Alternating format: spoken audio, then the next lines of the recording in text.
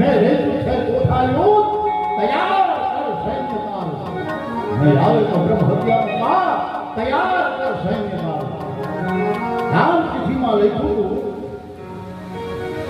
ધર્મરાય દેશ કે 5 પાંડવોનો દરબાર આજે સમસમ ગયો તો આ તો ધર્મ સંસદમાં શું કરું કોઠાયુદ્ધ તો આપણે જાણતા નથી અને કદાચ આપણે લડવા જાય ને આપણો પરાજય થાય તો મરી જવું નહીં જાય તો બ્રહ્મ હત્યા પાપ લાગશે ભીમસેને કીધું કે મામા આવા ધંધા કરતા રહેજો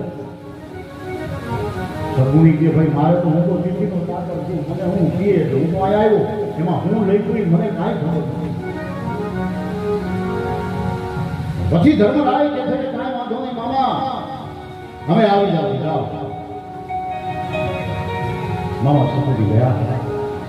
ધર્મરાય સહિત 5 પાંડવો આવે રાજ એવામાં એવું બને છે કે અર્જુન પુત્ર અભિમન્યુ રમતા કચેરીમાં આવ્યો પણ આજે પાંડવો ઉદાસ છે કોઈ એને બોલાયું નહીં અને ત્યારે એ અભિમન્યુને દુઃખ લાગ્યું